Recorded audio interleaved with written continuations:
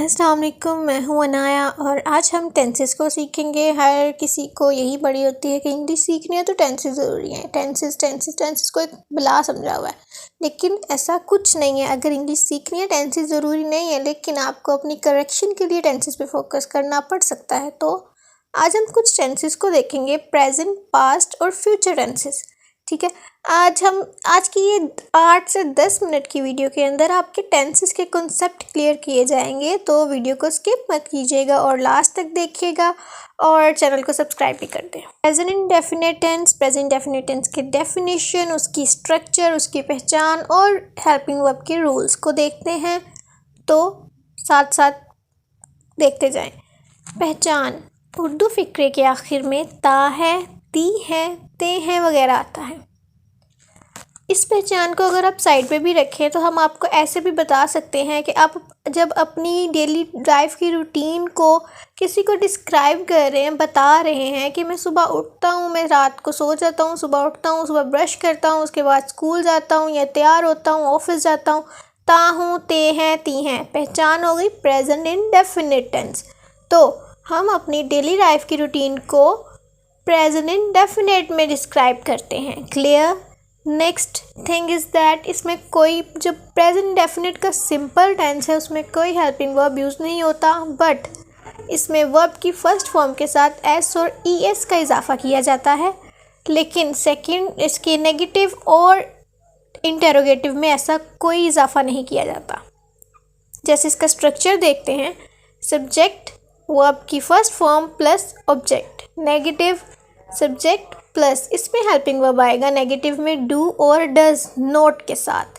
लेकिन हम जब इसका सिंपल बनाएंगे तब हम उसकी वर्ब के साथ एस और ई एस का इजाफा करेंगे, लेकिन नेगेटिव और इंटेरोगेटिव में हम एस और ई एस का इजाफा नहीं करेंगे। वो डू और डज में क्लियर हो जाता है, डू डज के साथ नॉट। और जब हम इसका इंटेरोगेटिव बनाएंगे तो वही डू और डज को स्टार्ट में लिख देंगे, do does plus subject plus verb की first form plus object. I hope is that clear. अब अगले टेंस पे आते हैं, past indefinite tense. Present indefinite tense में देखा कि हमने जब अपनी या किसी की भी रूटीन बतानी है कि वो ये काम करता है, वो काम उसकी रूटीन का हिस्सा है, तो हम प्रेजेंट इंडेफिनिट का यूज़ करते हैं। लेकिन अगर हमने कोई ऐसी बात बतानी है जो किसी बंदे की, हमारी या किसी की भी रूटीन का हिस्सा रह चुकी है, पीछे वो ऐसा काम करता रहा है लेकिन अब नहीं, मतलब वो पहले सुबह उठता था अब नहीं उठता, वो पहले खाना टाइम पे खाता था अब नहीं खाता, वो पहले टाइम पे स्कूल जाते थे अब नहीं जाते, तो ता था, ते थे, ती थी, ये सब कुछ पास्ट इंडेफिनिट की पहचान है। और ये जब हम किसी की प्रीवियस रूटीन को डिस्कस कर रहे हों तो हम पास्ट इंडेफिनिट को यूज़ करते हैं। इसमें हेल्पिंग वर्ब यूज़ होता है डिड, और इसकी सिंपल जब हम पास्ट इंडेफिनिट बनाते हैं उसमें हेल्पिंग वर्ब नहीं, वर्ब की सेकंड फॉर्म यूज़ होती है। लेकिन जब हम इसके नेगेटिव और इंटेरोगेटिव में जाते हैं तो उसकी हेल्पिंग वर्ब यूज़ होता है डिड, डिड के साथ नोट यूज़ होता है। स्ट्रक्चर देखते हैं, सब्जेक्ट प्लस वर्ब की second form plus object, negative subject plus did plus not plus verb की first form plus object. Interrogative, did first में आ जाएगा, सब्जेक्ट प्लस वर्ब की फर्स्ट फॉर्म प्लस ऑब्जेक्ट। अब आता है फ्यूचर इंडेफिनिट। प्रेजेंट इंडेफिनिट में जैसे हम उसकी प्रेजेंट रूटीन को डिस्कस करते हैं, पास्ट इंडेफिनिट में प्रीवियस रूटीन डिस्कस की जाती है, इसी तरह फ्यूचर इंडेफिनिट में हम वो रूटीन डिस्कस करते हैं जो हम फ्यूचर में अपनी सेट करेंगे। जैसे कि हमारे एग्ज़ाम्स हों तो एक टाइम टेबल बना लेते हैं कि हाँ मैं इस टाइम पर उठूँगा, मैं इस टाइम पर सोऊंगा, या फिर किसी की हम अंदाज़ा लगा रहे हो कि वो इस टाइम तक उठता होगा, हाँ वो इस टाइम सोता होगा, तो फिर होगा, होगी, होंगे, या फिर उठूँगा, उठूँगी, सोऊंगी, गी जिसमें गी गा गे आ रहा हो, वो सब फ्यूचर इंडेफिनिट में डिस्क्राइब किए जाते हैं। अब इसमें हेल्पिंग वर्ब कौन सा यूज़ होता है, वर्ब की इसमें ऑलवेज फर्स्ट फॉर्म यूज़ होगी और हेल्पिंग वर्ब इसमें विल और शैल यूज़ होंगे। स्ट्रक्चर देखते हैं, simple tense, subject plus will और शैल प्लस वर्ब की first form plus object, negative subject plus will और शैल के साथ नोट लगा देंगे, will shall not plus verb की first form plus object. Interrogative, will और शैल को हेल्पिंग वर्ब को उठाकर फर्स्ट पे ले आना है, उसके बाद सब्जेक्ट प्लस वर्ब की first form plus object. Clear. यहाँ पर हमारे इनडेफिनेट टेंसेस ख़त्म होते हैं। पास्ट, प्रेजेंट, फ्यूचर तीनों डिस्कस कर लिए हमने। पास्ट में प्रीवियस रूटीन को डिस्कस किया जाता है, प्रेजेंट में जो प्रेजेंट रूटीन हो, और फ्यूचर में जो होने वाला हो फ्यूचर रूटीन को। क्लियर जी। अब बारी है कंटिन्यूस टेंसेस की। स्टार्ट करते हैं प्रेजेंट कंटिन्यूस से। इसकी पहचान है जिस उर्दू फ़िक्रे के आखिर में रहा है, रही है, रहे हैं आता हो। मतलब वो काम जो हो रहा है, जो प्रेजेंट में अभी हो रहा है, अभी मुकम्मल नहीं हुआ। इसमें पहली फॉर्म यूज़ होती है वर्ब की और उसके साथ आईएनजी यूज़ होता है। स्ट्रक्चर देख लें। Subject plus is are am plus verb की फर्स्ट फॉर्म और ING plus object. Negative, subject plus is are am plus not plus verb की फर्स्ट फॉर्म आईएनजी। इंटेरोगेटिव, इन is are am helping verbs हैं, इनको उठा के first पे रखते हैं। Is are am plus subject plus verb की first form ING plus object. Next, past continuous. Present continuous में वो काम जो हम अभी कर रहे हों वो बयान करते हैं, लेकिन पास्ट कंटिन्यूस में वो काम जो पीछे हो रहा हो या फिर कल हो रहा हो, हम वो बताते हैं कि वो कल ये कर रहा था, वो कल सो रहा था, वो कल इस टाइम पे जाग रहा था, वो कल उस टाइम पढ़ रहा था, या वो कल कहीं जा रहा था। ठीक है। इसमें भी वर्ब की फर्स्ट फॉर्म और आईएनजी यूज़ होते हैं और इसमें हेल्पिंग वर्ब वाज और वर यूज़ किया जाता है। स्ट्रक्चर देख लें। सब्जेक्ट प्लस वर्ब वाज और were helping verbs plus verb की first form plus object. Negative, subject plus was और वर, इसके साथ हम नोट लगा देंगे। जब भी नेगेटिव बनाना हो तो हेल्पिंग वर्ब के साथ नोट का एडिशन करते हैं प्लस वर्ब की फर्स्ट फॉर्म आईएनजी। ये बात आप हमेशा याद रखिएगा। कंटिन्यूस टेंस में सिर्फ और सिर्फ कंटिन्यूस टेंस में वर्ब के साथ आईएनजी यूज़ होता है और कंटिन्यूस टेंस में हमेशा वर्ब की फर्स्ट फॉर्म ही यूज़ होती है। इंटेरोगेटिव बनाना हो तो उसी हेल्पिंग वर्ब को उठा के फर्स्ट पे लगा दें और सब्जेक्ट को हेल्पिंग वर्ब की जगह पे ले जाएं। Helping verb plus subject plus verb की first form ING plus object.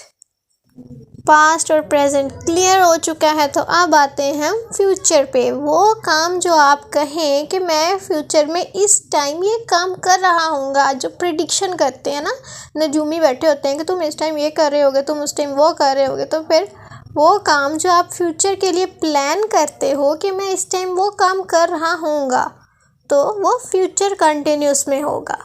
जैसे मैं इस टाइम सो रहा हूँगा, मैं इस टाइम पक्की बात है स्कूल जा रहा हूँगा, ऑफिस जा रहा हूँगा इस टाइम, या इस टाइम पढ़ रहा हूँगा, या इस टाइम मेरी वीडियो देख रहा हूँगा, कुछ भी हो सकता है ना, तो फ्यूचर कंटिन्यूस टेंसेस में होगा।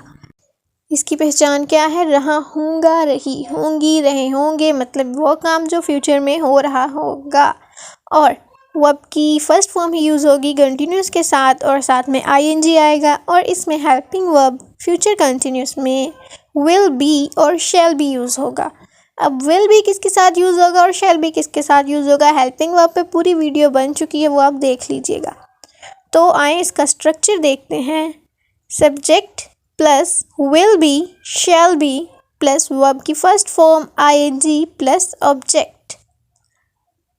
नेगेटिव, सब्जेक्ट प्लस विल और shall plus not plus be verb की first form ING plus object.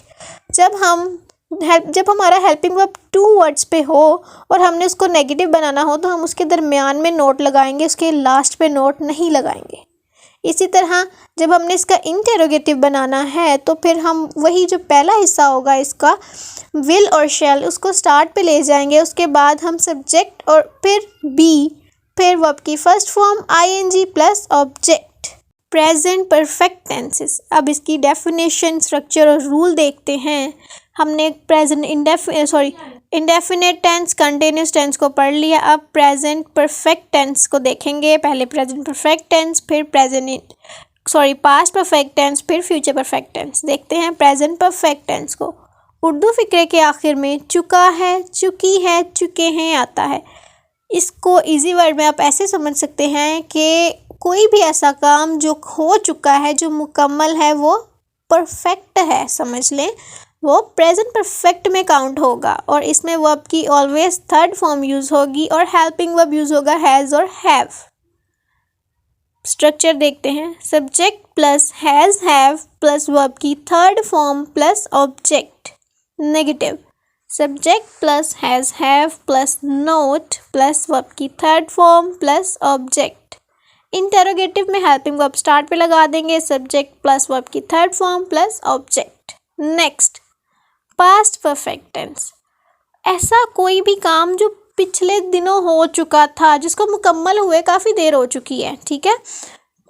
जैसे चुका था, चुकी थी, चुके थे, वो ये काम कर चुका था, वो पढ़ चुका था, वो जा चुका था। इसमें वर्ब की थर्ड फॉर्म यूज़ होगी और हेल्पिंग वर्ब हैड यूज़ होगा।